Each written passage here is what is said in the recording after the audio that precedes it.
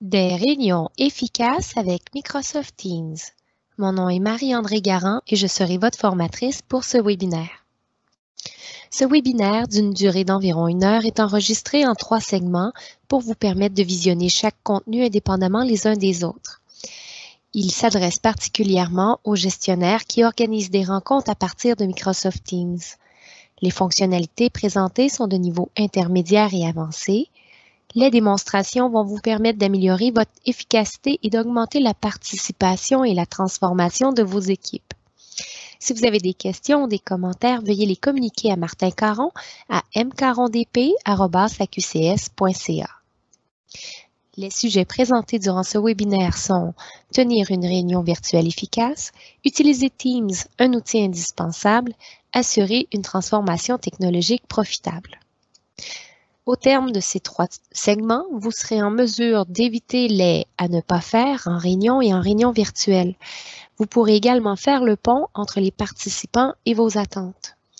Vous pourrez paramétrer les canaux et les équipes, sélectionner les applications pertinentes pour la réalisation des mandats et des tâches, enregistrer les séances, faire des partages d'écran, prendre ou donner le contrôle d'un poste en mode partage d'écran pour le soutien informatique des participants ayant de la difficulté avec les technologies.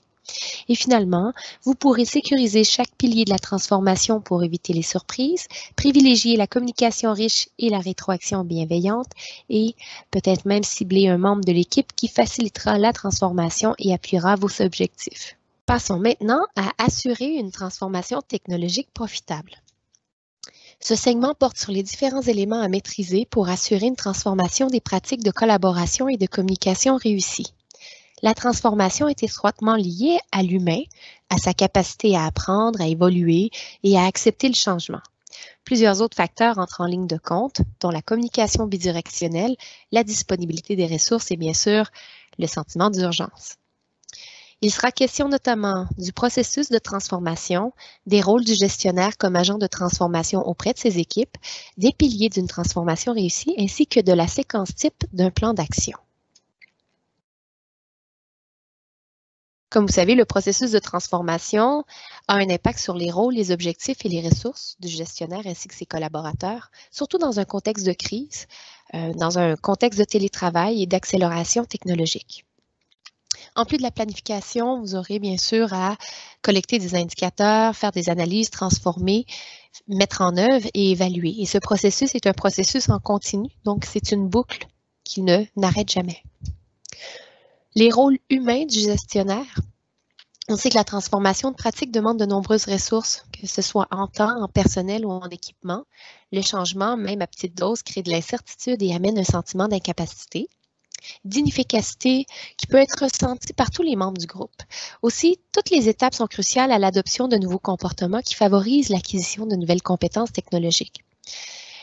En dehors des 5 éléments qui sont présentés ici, je vais mettre l'accent davantage sur les 3 derniers qui sont commandés, coordonnés et contrôlés. Une transformation réussie nécessite 5 piliers. Une vision claire, des compétences maîtrisées, une motivation qui est uniforme au sein des équipes, des ressources disponibles et un plan d'action détaillé. Souvent, un indicateur, les indicateurs de transformation non réussie sont sur le plan humain. Et les équipes vont présenter de la confusion, de l'anxiété, de la résistance, de la frustration. Et le projet va faire l'effet d'un faux départ. Donc, ces indicateurs sont très importants puisqu'ils déterminent qu'est-ce qui est manquant dans la recette pour que la transformation soit réussie. Au niveau de la séquence type d'un plan d'action, que vous connaissez certainement déjà, mais je vais faire mention de points qui sont, je dirais, prioritaires.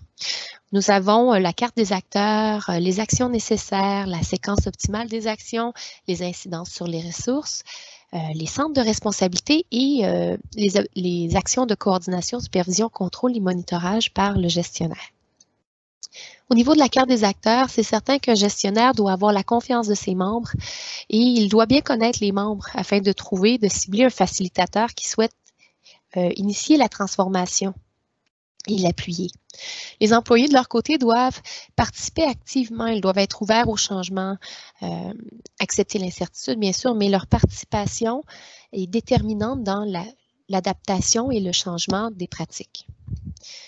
Par rapport aux actions nécessaires, il est certain que tout part de la communication. Donc, on parle ici de privilégier les médias riches. Et il n'y a rien de plus riche que de l'humain à l'humain. Idéalement, d'y aller humain à humain. C'est certain qu'en situation de télétravail, de pandémie et de confinement, l'humain devient un peu une rareté. Et d'y aller à petite dose quand c'est possible, du moins d'essayer de manger l'éléphant à la petite cuillère. Au niveau de la formation, offrir une formation et de l'accompagnement avant, pendant et après l'intégration de la nouvelle façon de faire, c'est primordial. Et aussi, pensez à faire participer vos champions, les gens qui ont une facilité avec les technologies, qui peuvent accompagner les membres ayant plus de difficultés. Par rapport à la culture organisationnelle, il est indéniable que l'identification des membres qui appuient la transformation, qui donnent de la crédibilité au changement, est un élément essentiel, en plus de célébrer les bons coups et d'apprendre des obstacles qui ont été rencontrés en équipe, en grand groupe ou individuellement. Par rapport à l'incidence sur les ressources, j'en reviens toujours à l'humain, donc les commentaires, qu'ils soient positifs ou négatifs des membres, vous permettent de vous situer dans le processus de transformation et de savoir quand faire une pause, réfléchir et vérifier que la mise en œuvre ne contrevient pas à la productivité des équipes ou au bonheur des troupes. Il faut savoir aussi équiper adéquatement le personnel, puisque le manque de ressources peut devenir un irritant flagrant et majeur, et c'est aussi un des piliers de la transformation.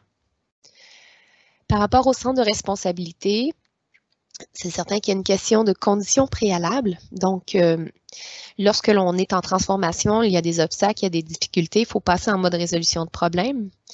Et donner des responsabilités pour valoriser l'adhésion, l'autodétermination des troupes. Donc, ce n'est pas à vous d'arriver toujours avec des solutions, mais plutôt d'encourager le personnel à résoudre des problématiques, même si c'est sous votre supervision. Finalement, votre collecte d'indicateurs de performance d'une gestion axée sur les résultats, surtout en télétravail, parce que vous n'êtes pas en mesure de superviser constamment le travail des employés, les commentaires des membres, des équipes, surtout sur tout projet, dont les projets d'envergure.